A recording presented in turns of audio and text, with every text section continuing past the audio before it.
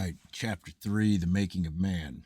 The image and nature of the Supreme Spirit reside in the soul seed of man, just as the image and nature of an oak tree reside in an acorn.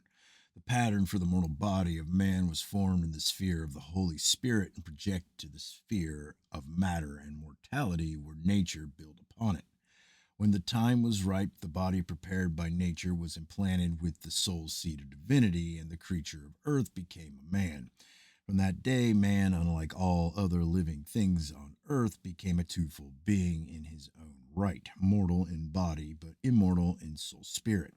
He is immortal only because he has been made the heir of divinity, and as such, all things are within his grasp. He is mortal because he lives within a mortal shell and is subject to a destiny in mortality. I said to the being who seemed so near, whatever man was when given divine life, it is said that he suffered a downfall or disinheritance. I heard the voice say in reply, man will not be disinherited, but he can make what he will of his birthright. The downfall of man was a fall from the sunlit heights of spirituality into the dark valley of agnosia. It was also a fall from a position of responsibility and trust, and man has yet to regain that position.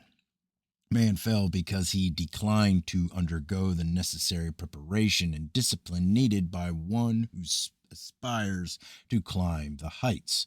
Also, he possessed the powers of creation, and being free, could express them as he pleased. Man used them to satisfy his lower desires, and so brought about his own downfall. Since then, he has no longer enjoyed them to the full. Given free will and the ability, it was intended that man should direct his own evolution, but he proved unequal to the task. Man was intended to be the redeemer of reasonless matter and the controller of nature. For that reason, he was first called Lord of Creation. But it was nature herself who dominated the will of man and tempted him to betray his trust. She lured him into entanglement with the senses so that instead of being free, he became the slave of desire.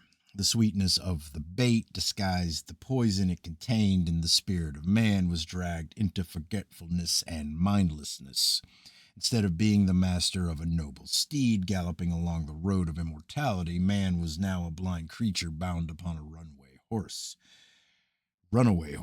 Notwithstanding this, he found the sensation enjoyable, believing that in being freed from the responsibility of control, he had found true freedom. Man had little effort to assume control, for this meant struggle, effort, and responsibility, and so he remained in the state of spiritual inertia called the mirror of matter. The soul spirit had entered the body only to be caught in the toils of the flesh. Man was heading in the wrong direction, and the way was all uphill.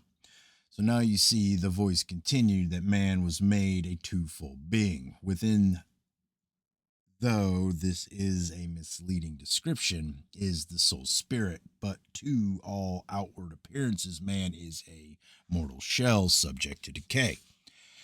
Though born to a heritage of divinity, man himself has freely chosen to suffer as the slave of his desires and the vassal of his weakness.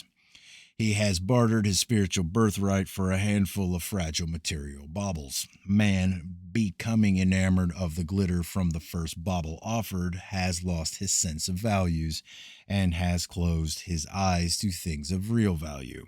He has drunk the material waters of spiritual oblivion and now lies asleep beside the stagnant pool. He slumbers, awaiting the day of the awakener. There were things I understood and things I could not understand, and I said to the good and bad being, if the Supreme Spirit is indeed the essence of love and kindness, could he not have created man in conditions which gave him complete contentment and happiness, absolutely free from pain, sorrow, and restraint? Is all this suffering and distress really necessary?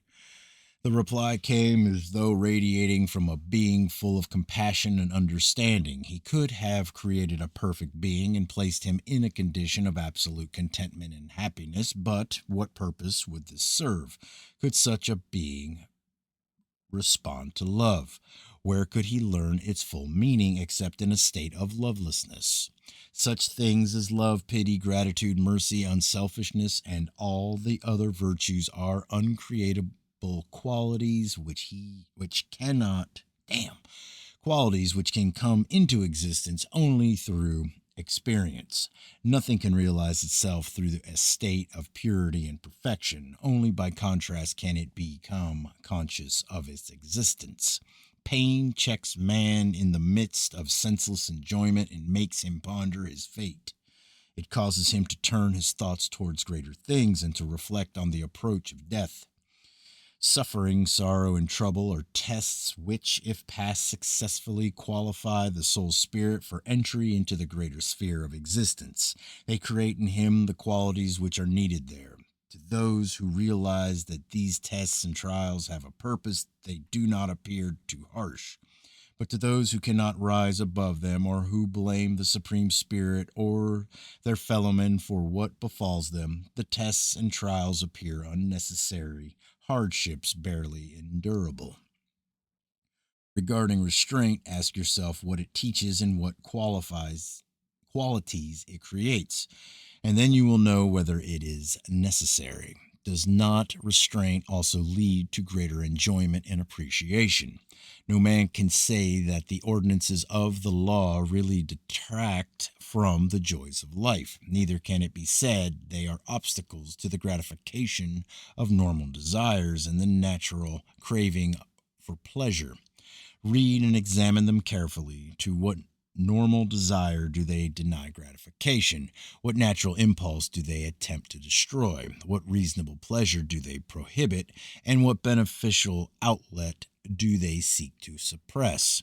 On the contrary, the ordinances of the law seek only to elevate and purify the lower impulses and bodily desires by controlling them with wise limitations, seeking only to subordinate them when it serves a greater good.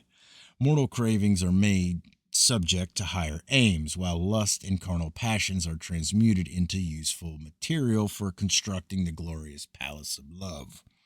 The ordinances of the law are a means of guiding the evolving man towards beneficial and necessary ends. The unyieldingly oppose the bestial urges and the cravings for harmful pleasures. They oppose the tendency towards mortal inertia, which express itself in apathy and indifference in the search for comfort and ease. There are things which, though harmful, they do not absolutely forbid and seek instead to utilize towards a good end. I said, this I understand. If the world was created to serve man, then its fate depends upon his conduct.